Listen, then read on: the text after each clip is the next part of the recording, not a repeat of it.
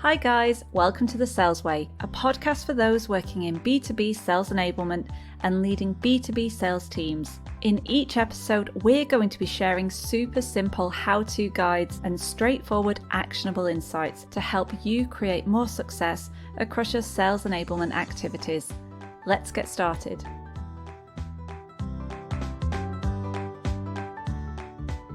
Hi there, so thanks for joining me again today on the Sales Way podcast from Contemza.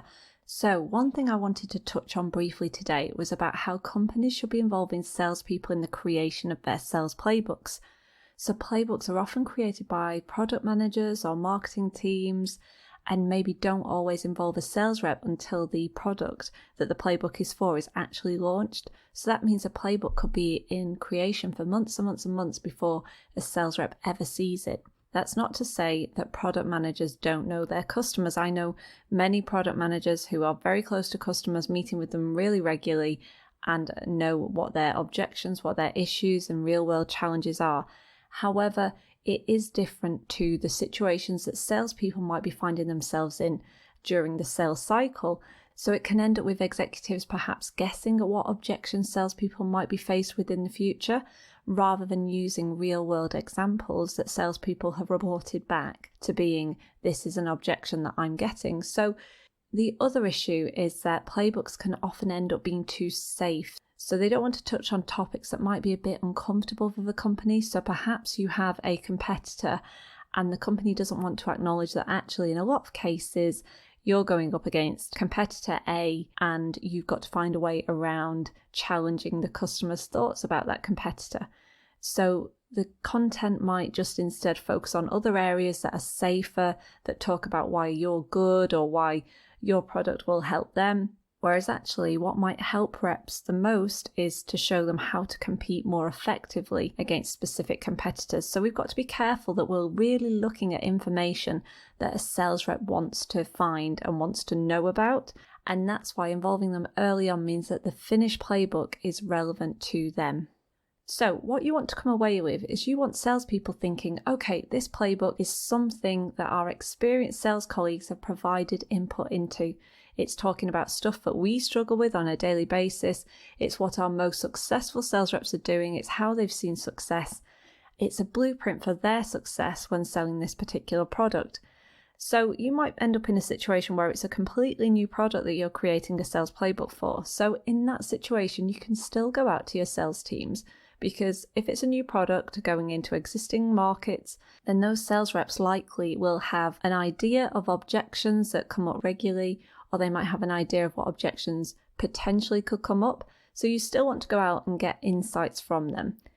And more importantly, it's a way of getting your salespeople to buy into why this content is going to help them. So you're almost having to create an elevator pitch back to your sales reps about why they should use the playbook. So let's think about if you were stood up in front of your sales teams and you're positioning your playbook to them.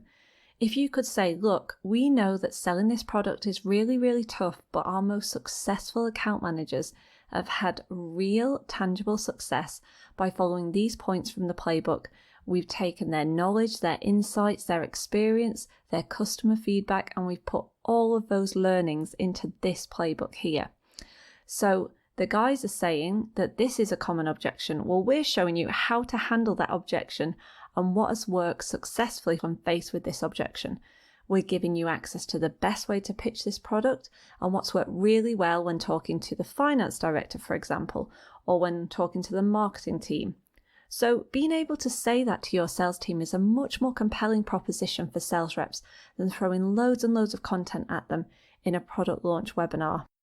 So a few key points to remember. So let's summarize. So 1, involve salespeople really early on to find out what they actually want in a playbook. Maybe before you even start creating the content, get them involved, help them structure your playbook. For an existing product, use the insights from salespeople to find out what they find difficult in positioning and what objections are they coming up against, what do they need in there to help them. If it's a new product, still go and get salespeople's views on typical objections or objections for the market that they're operating in or questions related to similar products. And finally, get a process in place within your company for building feedback into the playbook process. So see the first iteration of your playbook as just the first step.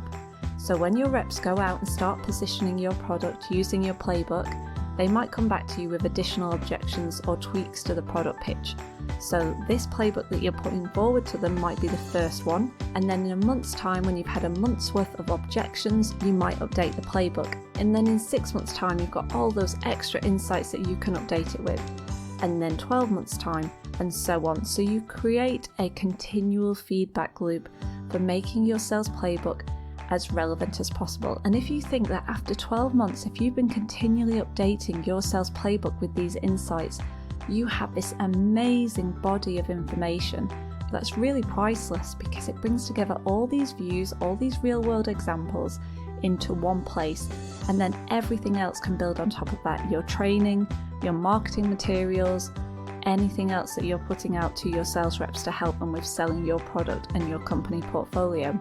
So if you want to learn more about creating a sales playbook, head on over to our free guide at contemza.com/sales-playbook. See you next time. You've been listening to The Sales Way, brought to you by Contemza. To carry on listening, head on over to thesalesway.com to find more episodes.